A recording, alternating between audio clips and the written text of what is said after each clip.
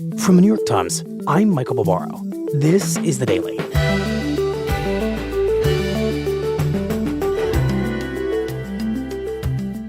Today, President Biden has declared war on hidden fees that cost American consumers tens of billions of dollars a year. But as my colleague Jim Tankersley explains, it's doubling as a war against something else that Biden is finding much harder to defeat.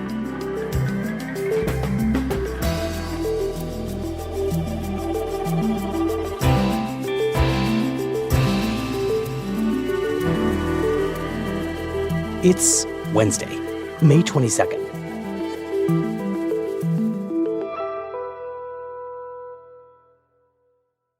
Jim, over the past few weeks, the Biden administration has decided to take on airline fees, about as dreaded an enemy as you can imagine.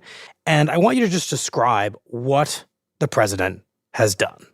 Well, Michael, I don't know if you do a lot of flying, but when you do fly on an airline, it turns out there are a lot of additional charges beyond just the price of the ticket. Now, this depends on which airline you fly, but a lot of airlines now, they ask you to select a seat, and they might charge you for your selection or for any selection. Right. Do they ever? They charge you to have the person you travel with sit next to you and the baby you're traveling with sit next to that person. Right, exactly. If you want to check a bag on some airlines, that's a fee. If you want to carry on some other airlines or with certain tickets, that's a fee.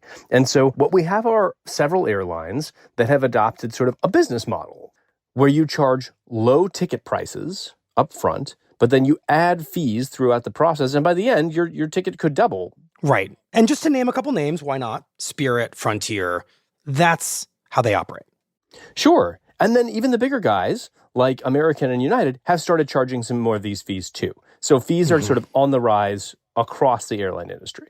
Okay, enter Joe Biden. Right. So the Biden administration, led by the Transportation Department, swoops in, finalizes some rules that say, first off, you can't hide these fees until the end of the transaction. You got to disclose them right away up front, what the whole thing is going to cost.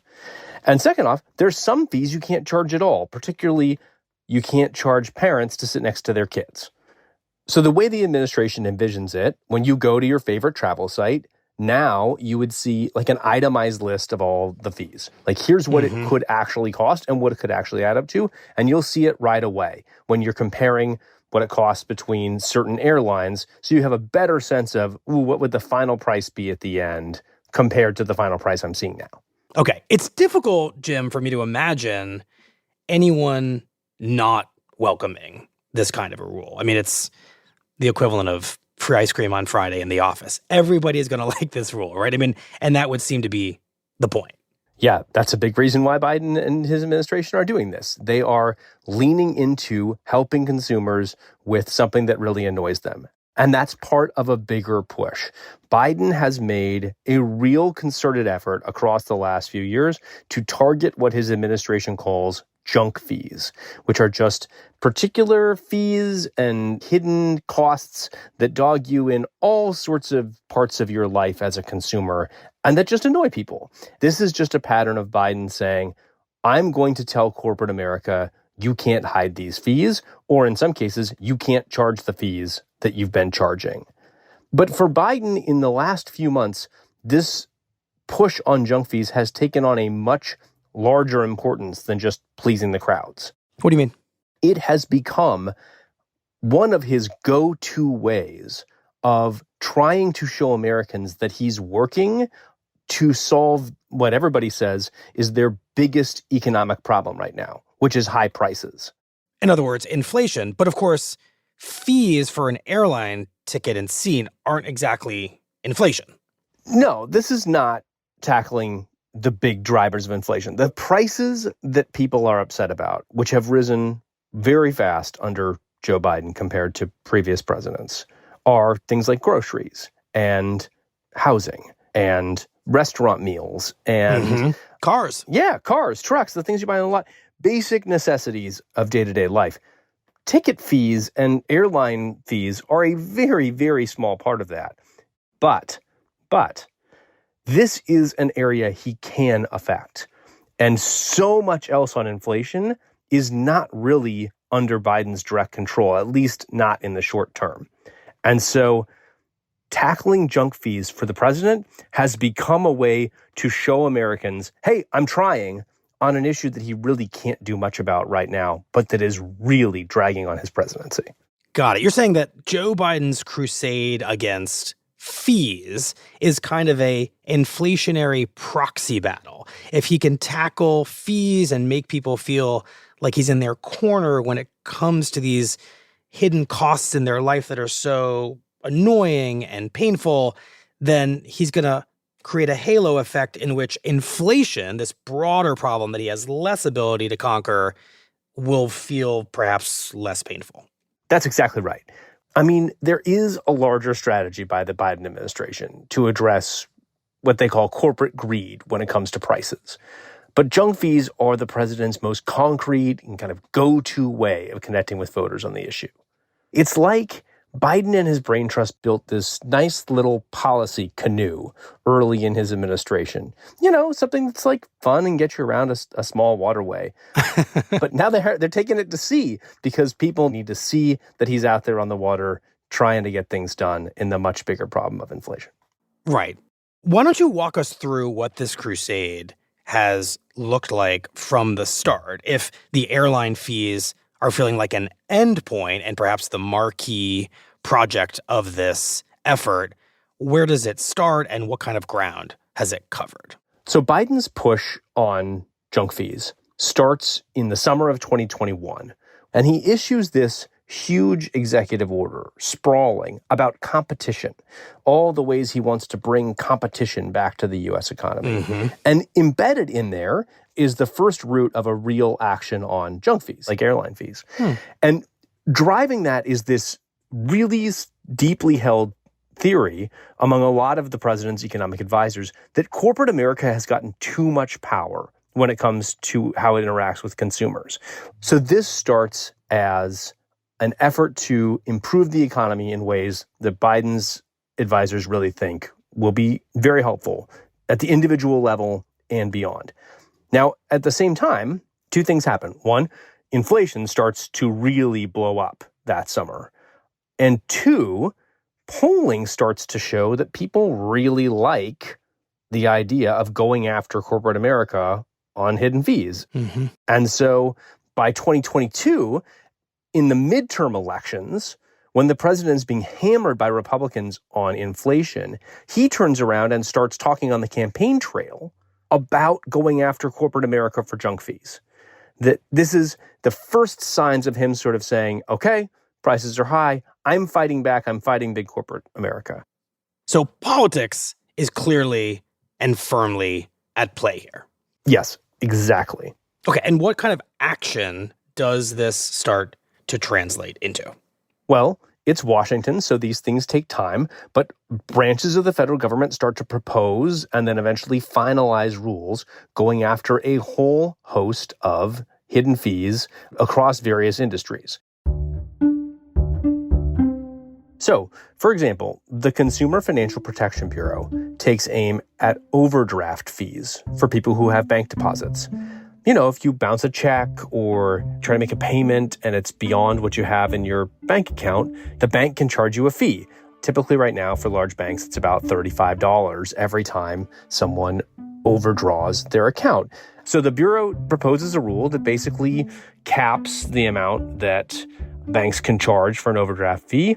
And the administration sees this as a way to help low-income people with bank accounts not get trapped in that cycle of overdrafts. Got it. Okay, so that's bank fees. What else? Well, then there's also credit card late fees. Right now, that first fee for the first time you miss a payment can be more than $30. And the Consumer Financial Protection Bureau said that's too much, and it issued a rule that capped those first-time fees at $8. And then, of course, there are concert ticket fees, which people might hate just as much as they hate airline fees, right? We've all been there. You go to see a show and book tickets, or to see a baseball game, and you go to checkout in your cart, and there are several fees just tacked on the end that you don't even know what they are. And the administration knows this makes people mad. Biden says he's going to go after it, and he ends up brokering a summit with Ticketmaster and Live Nation at the White House, where they announce that they're going to disclose those fees upfront right away at the start.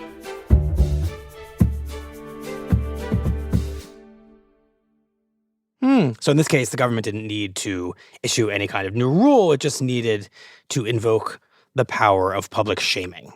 Well, there's just real pressure coming from Biden and from his administration on this. And so there's a voluntary action by some big players here in the industry to go along with it. Got it. So when you put all this together, from going after overdraft fees, credit card late fees, ticket fees, and of course, the airline fees, this starts to add up to something pretty meaningful sounding. Yeah, it starts to add up to what you could call like a platform, right? This is a series of things that Biden can now package together and say, look, I am fighting for you, the consumer, against big evil corporations that want to hide fees and rip you off. And as Biden starts pointing toward his reelection bid and entering this year, looking ahead to November, a big economic speed bump happens for him. Inflation had been coming down, but at the start of this year, it kind of goes sideways. It's not coming down in the way that it had been or that the White House wants it to be. And so Biden needs a new narrative. He needs a new way to sort of commiserate with Americans about the damage of high prices while also showing he's doing something to help. Right. And as you've said, he has his crackdown on fees. He's got this canoe. It's just sitting there in the water. And so they decide to trick it out and take it back out again. Good evening. If I were smart, I'd go home now.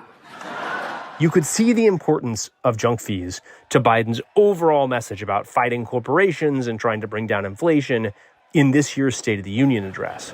Look, I'm also getting rid of junk fees. Those hidden fees. When he gives the issue 6 paragraphs of space, several applause lines. My administration announced we're cutting credit card late fees from $32 to $8. Talks about going after credit card companies, talks about going after late fees. I'm not stopping there. And promises that he's going to do more. My administration has proposed rules to make cable, travel, utilities, and online ticket sellers tell you the total price up front. He's going to go after utilities, and he's going to go after cable fees. And, you know, the battle to fight big corporate America on the issue of fees that annoy voters is just begun. It matters. It matters. Right. Joe Biden, fee slayer. Exactly. But then something happens that is, on its face, a little bit of a policy setback for Biden, but politically looks like a gift, which is these big corporations he's targeting in the junk fee fight, they decide to fight back.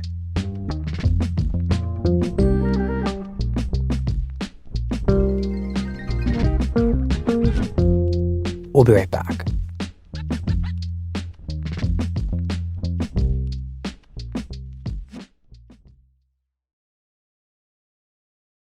So, Jim, how are these industries trying to fight back against Biden's crusade against fees, and how is it benefiting Biden?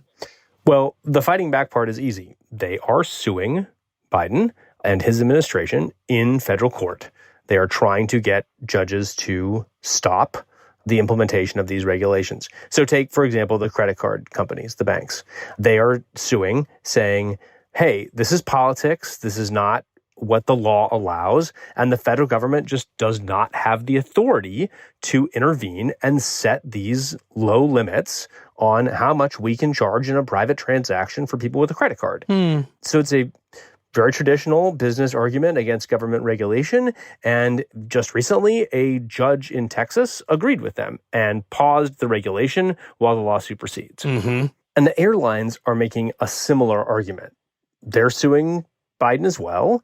They're trying to stop this fee disclosure rule. And they're saying, again, this is way beyond the authority of the Transportation Department. It cannot intervene in our private marketplace like this. It doesn't have the authority. They're also saying that this regulation will confuse consumers by giving them too much information. If you see all of these fees listed in the beginning, could be confusing. You might not really know what's going on. That's their argument. Okay, just to be clear, they're arguing that more information on fees and more transparent information on fees might confuse airline consumers more than when those fees were hidden. Yeah, they're saying, look, we tell you what those fees are before you buy the ticket. You get asked to pay for the seat as part of the ticket selection process. And so they're saying it'd be confusing to people to give them all that information right up front as opposed to throughout the process. Intriguing. And by the way, you can see in these complaints some of the reasons why Biden's aides think this is a good political fight for them to have. Right. When you have big companies saying, we think it will confuse our consumers to give them more information up front, that's the sort of thing that the president's team says, aha, we have a good villain here. We have people who seem like they are trying to hide something from consumers, and we can be on the side of defending them. Right. The villains in this story are acting a little bit villainous, which makes the argument for Biden. That is the way the Biden people see it, right? The Biden people see this as, with these lawsuits and with their arguments, that the big corporations are showing themselves to consumers to be exactly the sort of people consumers want the president to stand up to. Mm-hmm. And so that is sort of the political situation where the president sees advantage right now. I'm curious, though, if these industries, credit card industry, airline industry, have a strong legal case here. I know that you're not a lawyer, but are they in any way right that the administration has overstepped the law or tested the bounds of the law by going after these fees? Well, I would defer to my court reporter colleagues on the exact merits of the lawsuit. But I will say that, yes, the Biden administration is pushing what we previously had seen as the boundaries of where the federal government would intervene on these measures. I mean, there's a reason why Biden is able to do a, quote, junk fee crackdown, and it's because there hasn't been a big crackdown before. So that's always going to be an area where you're going to get a lot of litigation, and it's certainly an area when I talk to business groups where they are really frustrated. They feel like the president has gone well beyond the law and established norms, and they see this as really overreaching regulation that costs companies a lot of money, both to defend in court and to comply with. So I don't think it's any surprise whatsoever that we have a legal fight here, given the sort of freshness of this fight picked by this president. Got it. Okay, so pretty clearly, Biden is not out on a political limb, but he may be out on a legal one. The strategy may not work. And I want to turn to what the risks of this strategy may be for Biden. It would seem that the biggest risk is that it doesn't work. And therefore, Biden has made a lot of promises in very prominent places like State of the Union speeches that he can't keep. Courts end up blocking these plans. And since this is, as you said from the beginning of our conversation, a kind of proxy battle for inflation, Biden doesn't end up making much progress in changing how voters feel about their economic situation. And that would be a real problem for him. Yes, it would. Now, I actually don't think it's a huge risk to Biden if courts block these moves, politically speaking. Obviously, it will be frustrating for his policy team. But the bigger risk for Biden here, to go back to our canoe analogy, is that he's going to load up the canoe, voters are going to like the canoe, and then it's going to get out in the sea, and they're going to realize, wait, this is not the craft that you take to cross the ocean, right? The risk here flows from the fact that cracking down on junk fees is not an actual strategy to bring down the inflation rate. It will help on the margins, maybe, of some things that Americans pay, some costs that Americans pay. But it's not going to bring your rent down. It's not going to make groceries cheaper in the store. It's not going to soothe several years of frustration over high prices. And to be fair, the Federal Reserve is the one who really is in charge of bringing inflation down, not Joe Biden. But the risk is that he's taking some ownership of the issue and saying, this is my strategy. And voters go, wait, that's it? That's the whole strategy? We're crossing the ocean in this canoe? Right. The risk you're saying is that this strategy is exposed for what it kind of is, which is a side squabble rather than the real battle against inflation. Yes. And the president is really struggling to convince Americans that he feels their pain on inflation. The polls show Americans are very upset about high prices and they blame Biden for it. So this may be the best thing he's got to try to go out and sell the idea that, hey, I'm doing something that you like, standing up to companies that you don't like in order to fight the high prices that you are really upset about, even though you and I both know that that's not enough on its own to solve your rent, solve your groceries, solve everything else. Right. As Donald Rumsfeld might say, you go with the canoe that you've got. Exactly.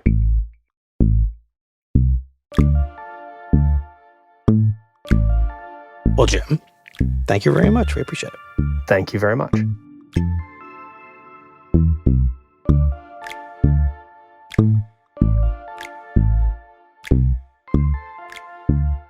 We'll be right back.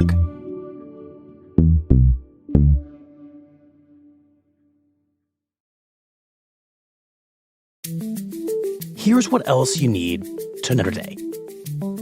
In the hush money trial of Donald Trump, the defense rested its case on Tuesday without calling the former president to the stand. The possibility of Trump testifying was always an open question, but in the end, his lawyers decided that it was not worth the risk. Closing arguments in the case, the first criminal trial of a president, will begin on Tuesday. After that, the jury will begin their deliberations. Today's episode was produced by Shannon Lin, Eric Krupke, Carlos Prieto, and Ricky Novetsky. It was edited by Lexi Diao. Contains original music by Marian Lozano and Alicia Baitub, and was engineered by Chris Wood. Our theme music is by Jim Brunberg and Ben Landsberg of Wonderley.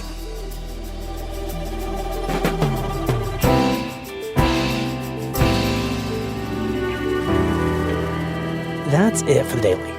I'm Michael Bavaro. See you tomorrow.